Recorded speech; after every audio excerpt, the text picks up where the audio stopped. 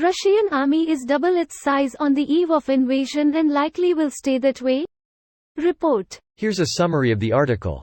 The Russian army in Ukraine right now is more than double the size of the force that invaded almost 2 years ago, and the Kremlin is likely to be able to sustain its armies for the long term despite continuing massive battlefield manpower losses, a leading Ukrainian military observer said on Thursday. Kremlin military planners currently deliver to Russian army training centers 20–25,000 men a month, Kovalenko wrote. Recent Russian assaults in October across the fighting line, and most concentrated against Ukrainian fortifications around the Donbas town Avdiivka, have spiked Russian short-term losses to more than 1,000 men a day. In September, Vladimir Simlyansky, deputy head of the Organizational and Mobilization Department of the Russian General Staff, said Russian army leadership has its personnel situation well in hand and expects to fill future manpower needs in Ukraine via volunteers, of whom, he claimed, there are plenty. Shrinking numbers of Russian army fighting vehicles, artillery pieces and artillery ammunition have been widely documented by Russian military bloggers, and even state-controlled media has acknowledged the shortages. Kovalenko said the trend of a Russian army increasingly incapable of sophisticated attacks, and falling stocks of weapons and ammunition, would continue. Future Russian combat units will become less and less skilled and more likely to suffer heavy casualties, and the Kremlin is unlikely to find a way to solve the problem, he said.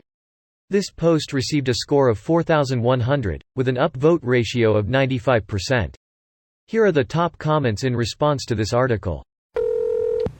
Greater than Kremlin military planners currently deliver to Russian army training centers 20–25,000 men a month, Kovalenko wrote.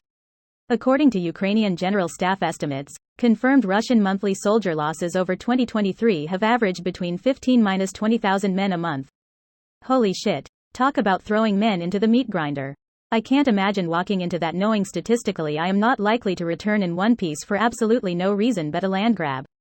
This will fuck up the country for more than a generation. It's already fucked up. It's always been fucked up.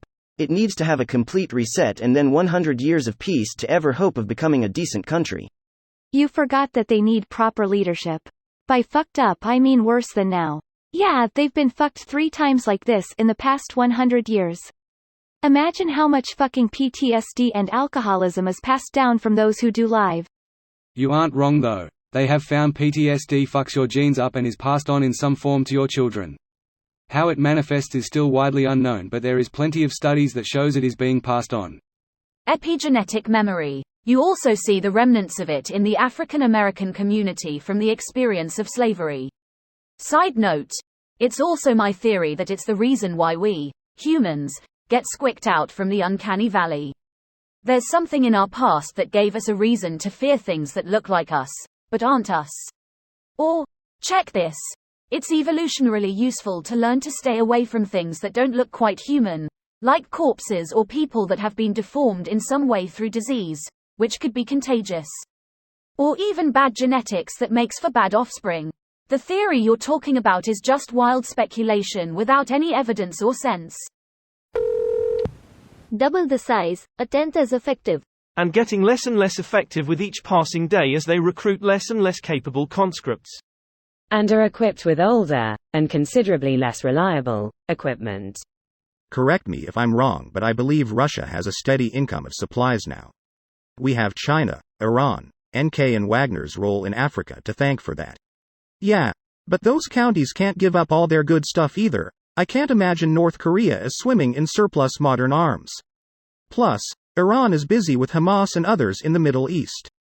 NK is a common manufacturer of arms and armaments. There isn't much to making a gun factory for stamping passable UX. Iran is a manufacturer of SIG, H&K, and Arkansas 15 patent firearms due to their licensing with Switzerland, Germany, and China's reverse engineering of the M4 carbine. Honestly, not a big trip. You can literally find schematics online. This video was automatically created by Reddit to speech.